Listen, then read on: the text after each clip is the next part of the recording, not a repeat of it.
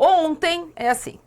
Fomos almoçar aqui o pessoal de São Paulo, e quem podia, né? Porque o Enzo, por exemplo, não podia ir, porque a senhora dele tinha outras ideias para o sábado à tarde. Fomos almoçar e tal. E cada um foi para sua casa assistir essa grande pelada que foi o Amigos de Bellingham 6, Amigos do Mbappé 4. Enquanto a dona Milena disse, nossa produtora aqui, que jogo, que coisa maravilhosa, dentro da França, Piperno, o povo tá bravo. Eu falei assim, tinha que contratar o Deschamps não só para demitir.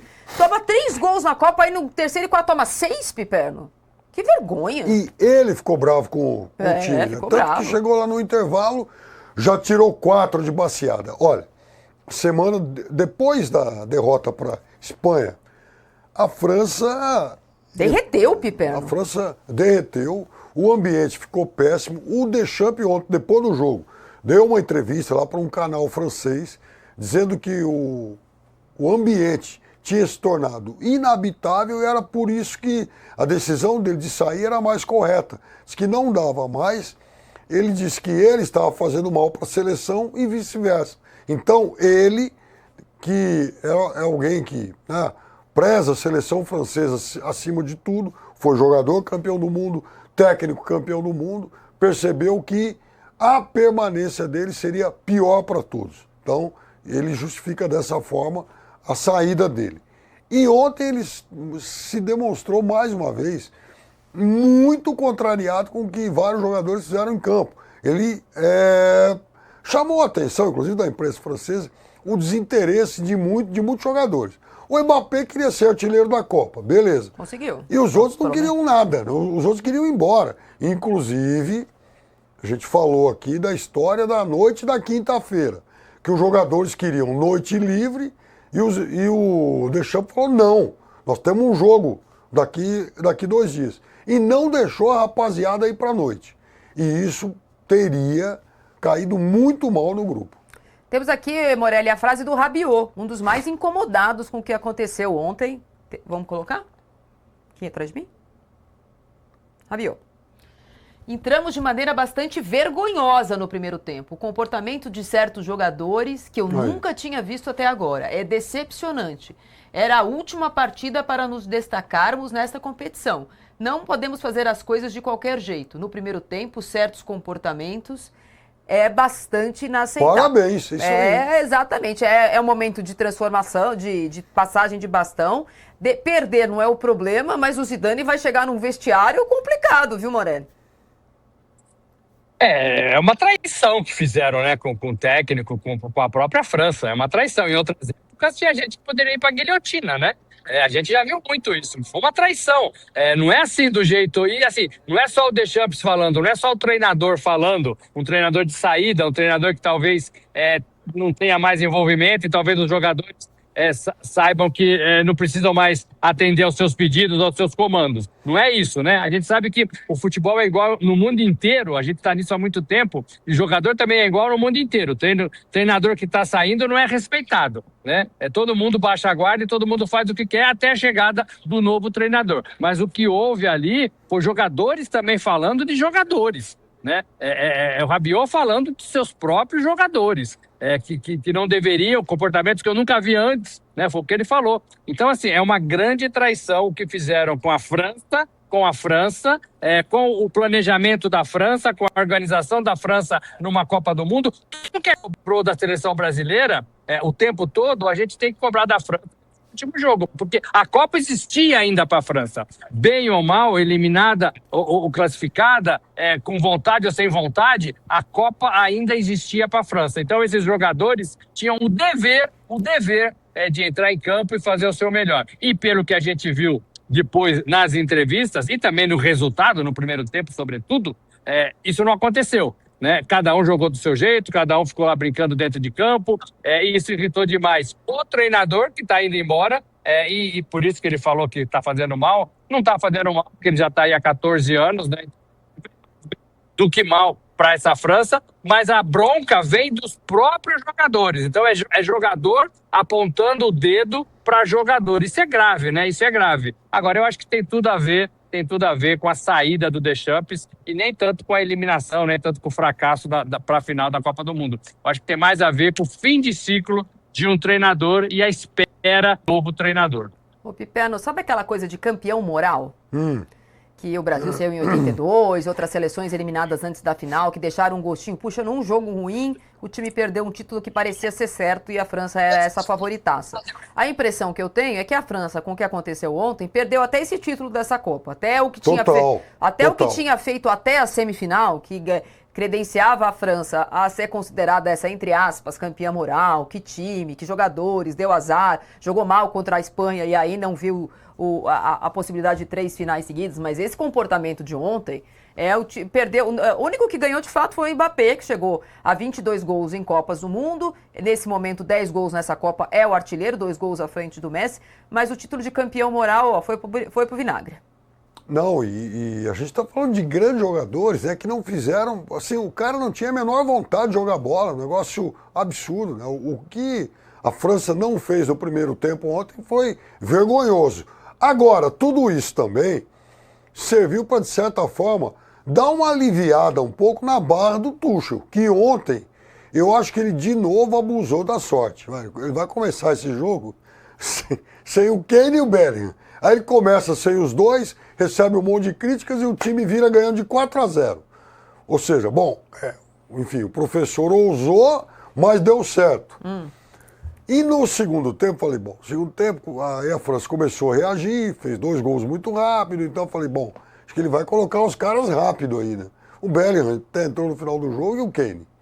Então, o professor ontem flertou de novo até com alguma irresponsabilidade, porque quando o jogo ficou 4-3, a França teve bola para empatar o jogo. Teve.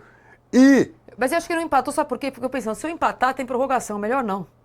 Talvez. Pensaram, vamos não empatar, vai ter mais meia horita aí, vamos não empatar. Mas você imagina o que aconteceria com o Tuchel se ele vira ganha de 4-0, toma o empate. Mas ficou claro que ele ia tomar, Piperno. Isso eu acho que ele não é que ele flertou com o perigo, ele chega muito arranhado na Inglaterra também. Chega. Agora, em defesa dele, vai dizer, tá vendo só, vocês me criticaram, mas é o nosso melhor resultado desde 1966. Parabéns por nada. Ô Morelli, o Tuchel ontem, ele colocou em campo um jogador que ele esqueceu no banco de reservas contra a Argentina. Veja só, ele olhou pro banco, era tanta gente, são 26 agora, tava muito no cantinho o Saka. E o Saka pequeno e tal. Aí ontem ele colocou o Saka, hat-trick do Saka. E aí, nessa questão desse atrito que ele tá com jogadores e atrito com a imprensa inglesa, muito crítica com o que aconteceu no jogo contra a Argentina, e em campo ainda, numa pergunta feita por uma emissora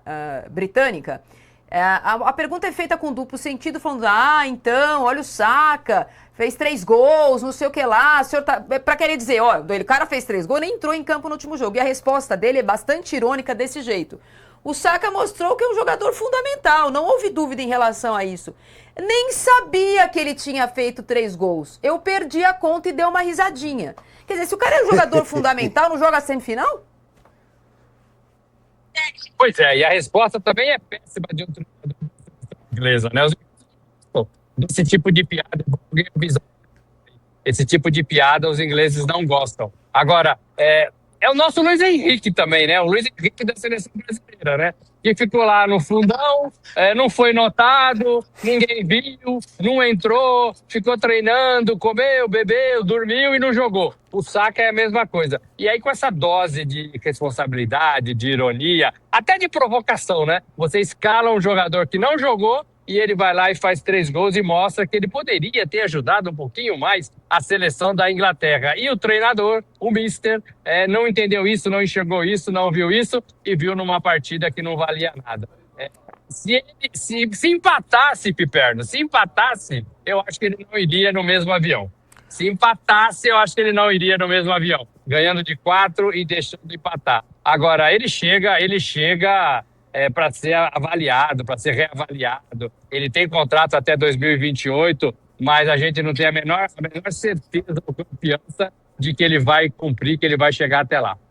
O Pipo, o Saka respondeu, ele ganhou o Man of the Match, então dentro de campo ainda perguntado sobre os 3 gols, perguntado que o Bellingham deu a bola para ele, falou, o Bellingham não ia bater, quem ia bater sou eu. Temos a resposta do Saka, não? Também, de forma irônica, ele falou, claro que eu adoraria ter jogado mais, mas agora é tarde para falar sobre isso. Tento responder dentro de campo, que foi os 3 gols que ele fez. Já passou, precisamos seguir em frente. Aí a pessoa pergunta, mas você estava em forma, em condição de jogar? Ele fala, estou em forma. As críticas em relação ao junto dependem do resultado. Tipo, ele fala, você acha que as críticas em relação ao técnico são válidas? As críticas dependem do resultado. É normal que ele esteja sendo criticado. E empurrou para o técnico, para o professor. Falou, o professor não me pôs, ele não quis, eu estou em forma e eu respondi dentro de campo se eu devia ter jogado ou não. Vai, saca! Então, vai, saca, porque é aí que está o negócio. Saca neles, como diz Paulo Andrade. E isso torna muito mais grave, porque a Inglaterra é um país que não chega, é uma seleção que não chega a uma final de Copa do Mundo há 60 anos. Aliás, chegou uma vez só. Quando sou eu que falo esse tipo de coisa aqui, o senhor me ataca dizendo que eu só vejo as coisas pelo lado ruim. Aí o senhor lembrou disso agora por quê?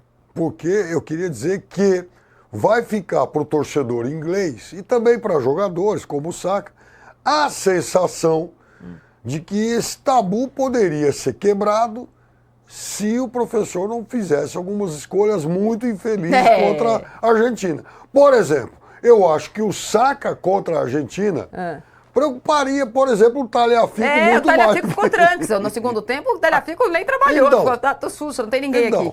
Aí os caras, claro que os caras vão colocar, falar, pô, mas pera lá, se ele fizesse algumas coisinhas a mais, a gente teria chance de chegar à final. E não fez, né? Não fez.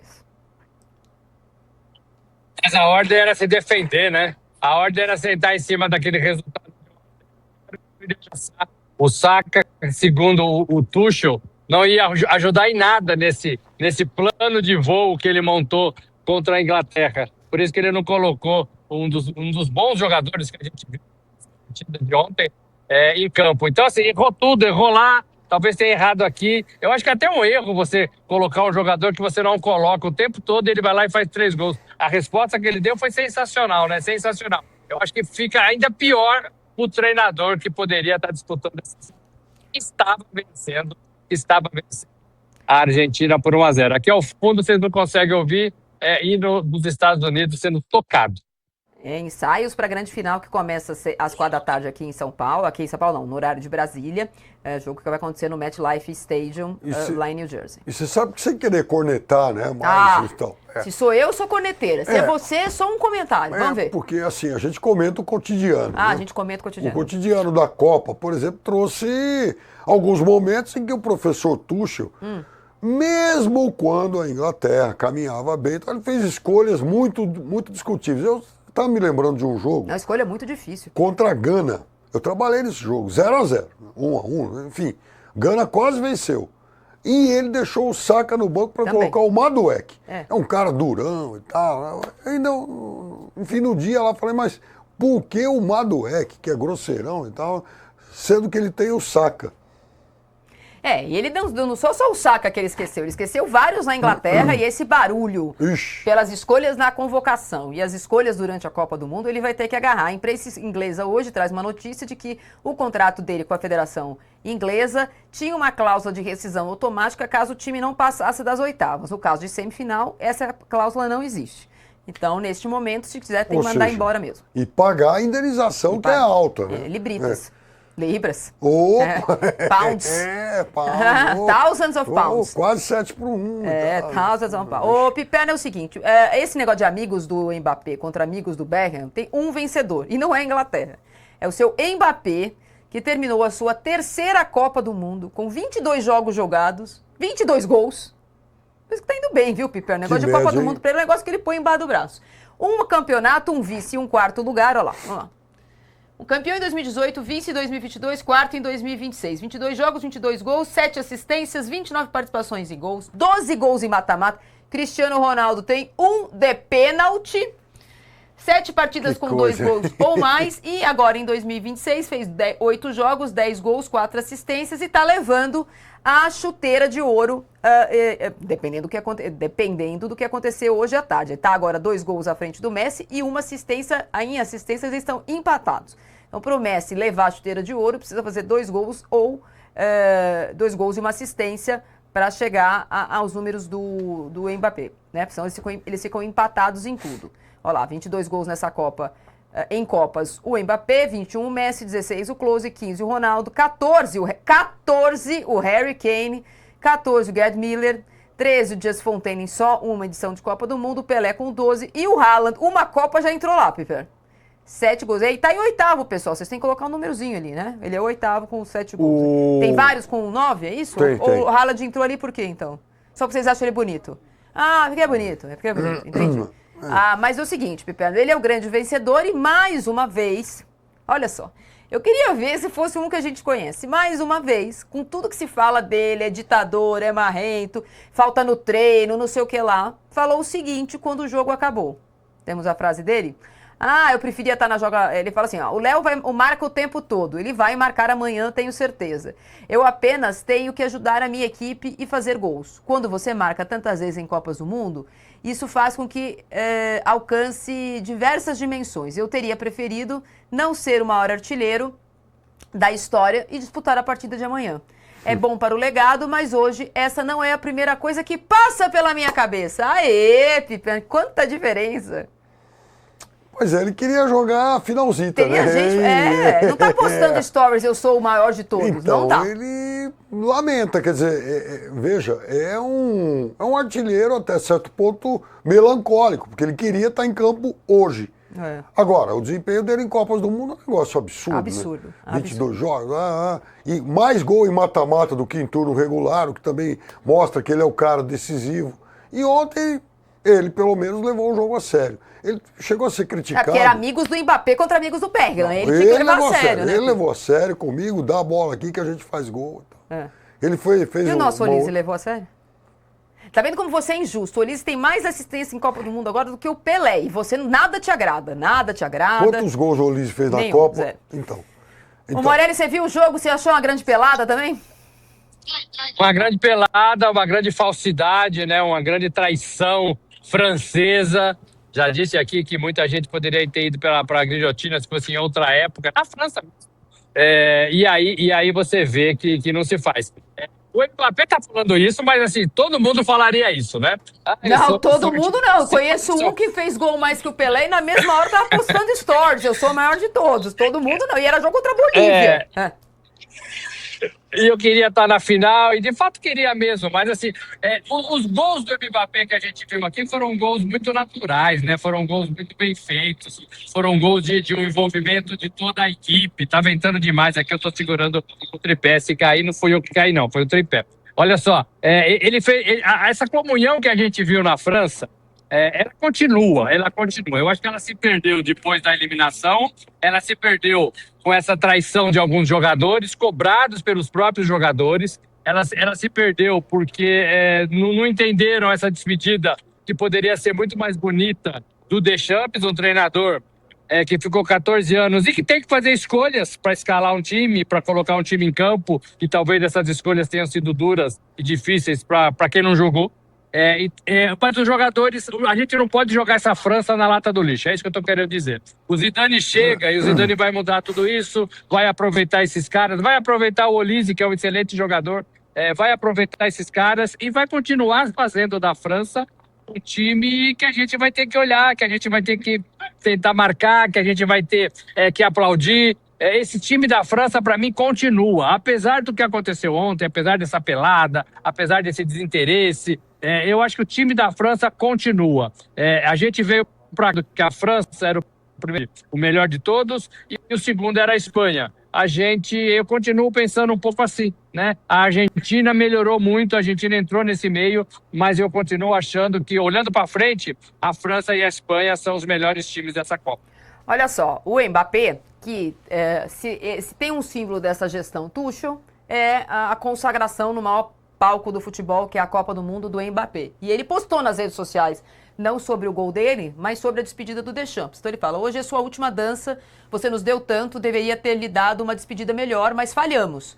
É muito difícil expressar em palavras tudo o que você representou ao longo de 14 anos, pois você foi uma peça fundamental na revitalização dessa seleção. Nem sempre as pessoas reconheceram a sua grandeza, mas o tempo e a história cuidarão disso. Obrigado por me dar a chance e a oportunidade de representar meu país no maior palco do futebol por tantos anos. Sinto-me privilegiado por ter podido estar ao lado de uma das maiores lendas do nosso país e guardo apenas lembranças maravilhosas de tudo que vivemos e conquistamos juntos. Desejo-lhe tudo de bom em sua nova jornada e agradeço novamente por tudo que você trouxe para esta camisa que significa tanto para nós.